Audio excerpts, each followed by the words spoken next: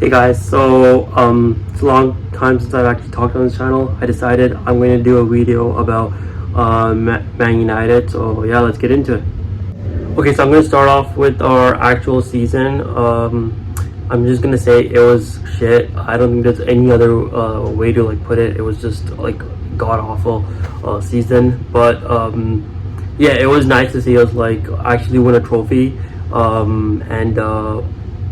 I appreciated the youth development. So those two were I would say my positives from last season. But yeah, overall there was not much to look forward to because we did finish eighth, got knocked out of Champions League in the group stage. So it was a shit season. So yeah, there's no way to put this, express this, or even make the season sound better. It was just shit. I can't say much. It was just shit. Okay, so I'm gonna talk about Ten Hag now. So yeah, so with Ten Hag, I'm obviously someone that is a huge backer of Ten Hag, and and if you follow me on Twitter, you would probably know that, because the way I back him and advocate for him. So yeah, I am definitely someone that's Ten Hag in. But before I talk about the positives of why I'm happy he's staying, I gotta look at the negatives. So one glaring negative for sure is his style of play. Even as someone that is Ten Hag in me, it's not. I don't really enjoy watching his football at Man United. Yeah, it's very boring and not fun. But on the flip side, we did have back-to-back seasons with where we won trophies. So it does go both ways. There are a lot of managers in football that don't play amazing football, but they do win trophies and get you wins. And so far at Man United, I definitely feel Ten Hag is doing that, because he's done that in back-to-back seasons where he has won us trophies. So that is a positive. And so the second thing that I don't like about Ten Hag is his reluctance to use substitutions sometimes. I just feel he uses his substitutions very late sometimes, and sometimes his substitutions aren't effective in games. Now, to be fair, I could blame the Glazers and Murtaugh and Arnold for that, because I don't think we actually have this. We didn't have the squad for past two seasons to you could say oh, if you want to take off Bruno, then you would have someone. But I don't think if we want to take off Bruno, for example, there is someone that you could bring in. And so it goes vice versa for any player. So that would be my second criticism. My third criticism would be obviously he does have a lot of favorites, such as Rashford. My huge issue with last season was that why isn't Rashford getting benched? He's not playing that well. Surely, if a player is not playing well, you would not play him, because you want to win games, and can only do that with players that are actually performing, and he wasn't a player that was performing. So that's a huge question mark. That why does Ten Hag rely heavily on his favorite players so much? So those will be my three negatives. Otherwise, like I said, he's had two back-to-back seasons where we've actually won trophies, so he's delivering on trophies. He's got the highest win percentage of any manager in post Alex Ferguson.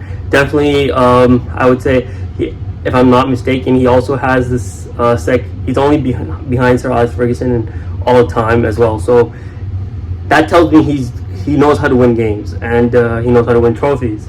So that's a huge positive for me. And again, we are seeing that he's really great at with the development of youth. I remember when he came in to the club, I remember hearing I remember him saying that he actually took the time to talk with like some of the under eight players and decided to give them coaching advice. This is a guy that is very hands-on with youth, and we've not really had that with the previous managers. And I'm pretty sure he's all the way from under 8s to the under 23s. He's heavily involved with the youth. So, and we're actually seeing that unfold in front of our eyes, because in terms of youth development, this is, I would say, in post Sir Alex Ferguson, this is in the best time for the youth because of how many were getting them into the first team. So yeah, he does deserve credit for that. Another thing about Ten Hag that I would say is, well, I before this whole Ineos and Qatar thing, my biggest complaint was that Ten Hag doesn't really have a proper board structure above him. And at Ajax, I think the biggest reason he was successful was because he had a good board. So I think now with if Ineos could actually fix the board structure, which I already see they are, that's only going to benefit someone like Ten Hag, and he could definitely take advantage of that. So I think in that regard, Ineos actually have the right guy, because he's someone that works well with a proper board structure. Another thing I would say Ten Hag is definitely working towards, and he's on the right path, is reshaping the culture at Man United. And I think a good example of that is the whole Jadon Sancho situation, because I thought personally Ten Hag handled it really well. It's a huge step if you want to eliminate player power at Man United. So I think in that regard, Ten Hag is on the right step. It's definitely going to take more time, because we definitely have still a few more toxic players that need to leave. And so I think he's definitely on the right track there. And another thing about Ten Hag that I really appreciated was, well, for example, one other thing I really appreciated was when he had that press conference for the Carabao Cup final, and he basically called Newcastle boring. So yeah, that made Newcastle actually attack us. So I think his mind games potential is amazing, and I really appreciate managers who with that are really good at mind games. I remember the whole Mourinho and Sir Alex Ferguson era was battle of mind games and press conference, and I missed that era. So yeah, I really appreciated that side of Ten Hag, and I hope we see him more in crucial moments, in finals and stuff, and other major games. So that's another reason. That's another thing I like about Ten Hag. And yeah, overall, I'm actually pretty happy that Man United ended up keeping Ten Hag, because I also think it's sacking managers has not really worked out for Man United. Otherwise, we wouldn't be in this shit position. So yeah, I definitely think we have to take a moment to process where we're going wrong and where we're going right. And I think keeping Ten Hag was definitely the right call. I would also say stacking the manager is actually a very easy decision. It's very easy to sack someone. Actually having the belief and faith in someone and deciding to continue with that person, that's more of a ballsy move. So I would say in that regard, Ineos have definitely made a ballsy move. So yeah, fair play to Ineos there. Yeah. Okay, so now I'm going to talk about Ineos real quick. So yeah, in one of my previous videos on this channel, I was actually pretty excited when I heard Sir Jim Ratcliffe and Ineos are gonna potentially be buying Man United. Now that didn't actually materialize at that time, and the reason I was excited at the time was because I thought it was gonna be a full purchase of the club, majority.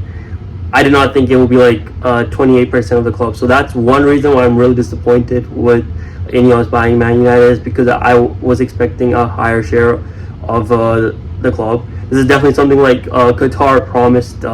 If they had won, it would be majority of the club and a significant amount of investment put in. And now, obviously, Ineos are not like Qatar. They do not have that money for the investment. So I would have definitely preferred Qatar, because we would have straight away had like a lot of investment in like the infrastructure of the club and everything else around surrounding it. So we would have been in a much better position financially, whereas what we have right now with Ineos, and where we kind of have to be like careful financially going forward. So I would definitely prefer Qatar, is what I'm saying.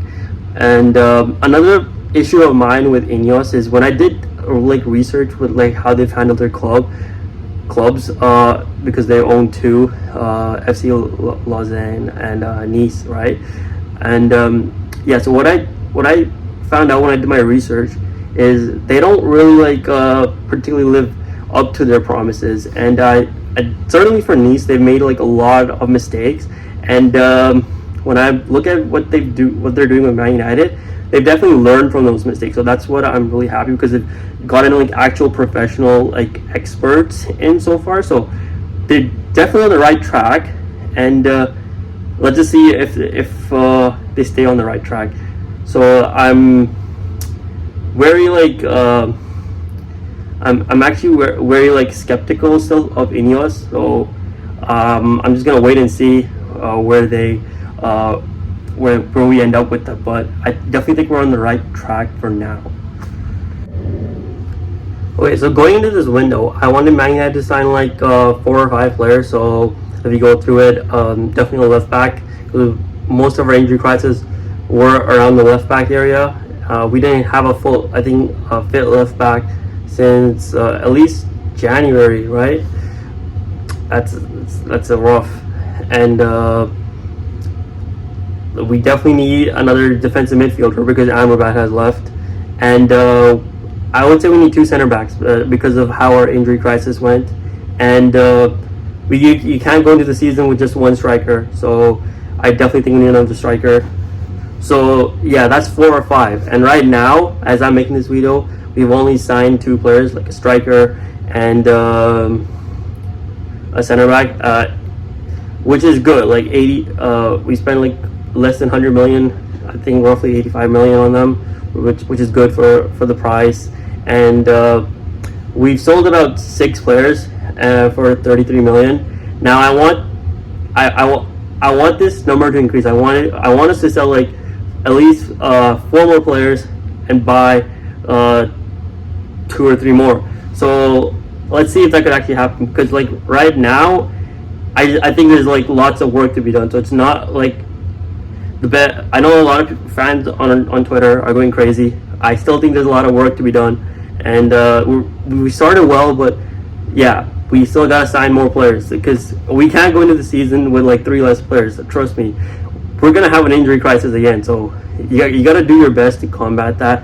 And for that, I would say we need another center back, another left back, possibly another defensive midfielder. Actually, definitely another defensive midfielder, unless you get Amrabat back. So yeah, I definitely think there's more work to be done on the transfer window side. As for the season, I think we're going to, like right at this point I'm making this video, I think we're gonna finish somewhere 5th or 6th, and I'm gonna call it that we're gonna win the Europa League and one of the League Cup or FA Cup. Now I know I may come back and this could be like a meme, but I'm still going with that prediction. So yeah, that's gonna be my prediction for the season. And yeah, if you enjoyed this video, make sure to leave a like, comment, and subscribe so you can see more videos. Thanks. Cheers.